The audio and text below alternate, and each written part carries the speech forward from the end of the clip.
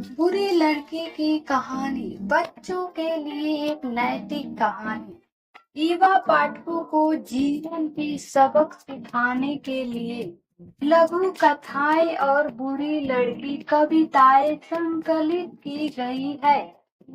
इन कहानियों में अच्छे संदेश हैं जो पाठकों में अच्छी आदतें विकसित करते हैं। इस कहानी का उद्देश्य पाठकों को यह एहसास कराना है कि प्यार और देखभाल क्या है। इससे यह समझने में मदद मिलती है कि देखभाल के लिए कितना प्रयास किया जा रहा है। यह एक ऐसी लड़की की खूबसूरत कहानी है जिसे किसी चीज की परवाह नहीं।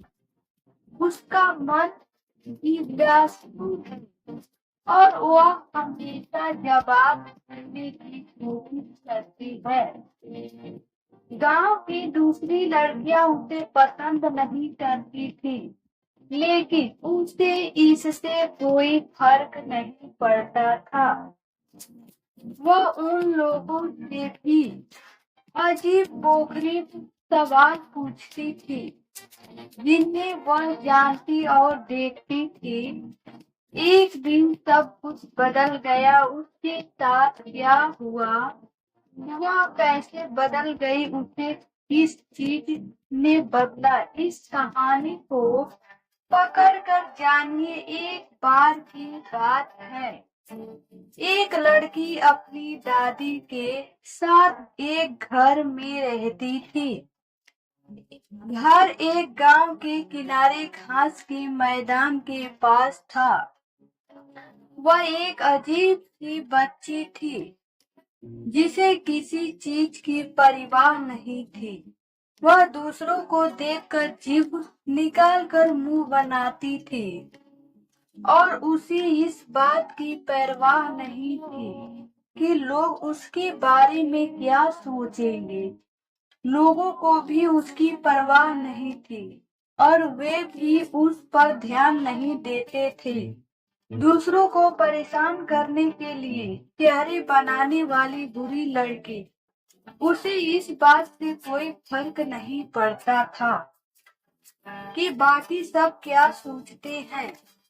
वह अपनी आप में खुश थी। बस उसे एक चीज परेशान कर रही थी, वह थी घड़ी के अगले हिस्से में कैद लकड़ी के कोयले चिड़िया। वह देखती थी कि कैसे कोयल चिड़िया हर घंटे कैद से बाहर आती और घड़ी के समय के अनुसार अपना नाम पुकारती। वह सोच रही थी कि कोयले ने ऐसा क्या किया होगा कि उसे कैद होना पड़ा। वह सोच रही थी कि घड़ी के माथे पर एक घड़ी अलमारी क्यों है जिसमें एक चिड़िया है।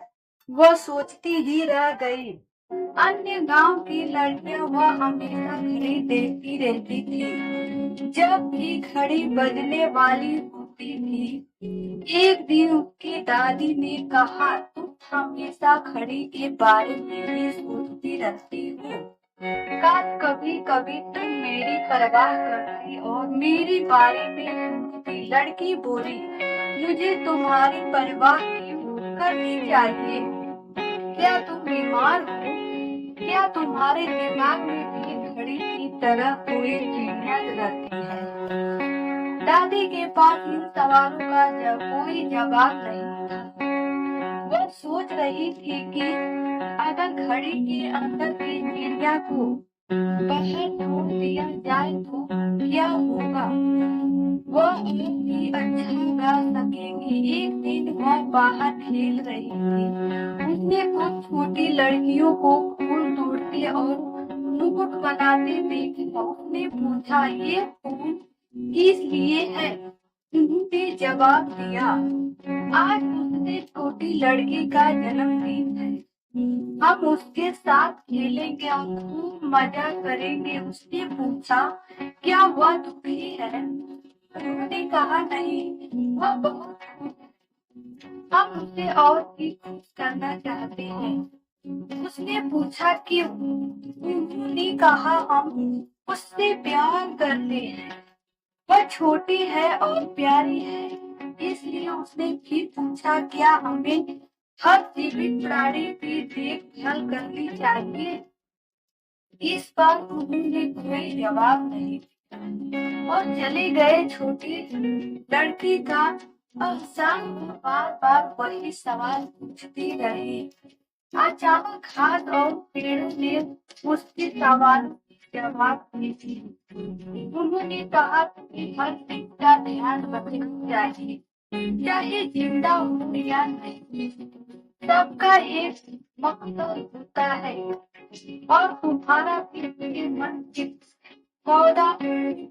मुझे याद आया कि दादी ने उसकी देखभाल के बारे में क्या कहा था। वह घर वापस से 11 बज रहे थे। उसकी दादी सो रही थी। उसने अपनी दादी के माथे को छुआ और उनके साथ पकड़कर घुटनों के बल बैठ गई। उसे एहसास हुआ कि उसकी दादी उसकी कितनी परवाह करती थी, जबकि वह खुद नहीं करती थी।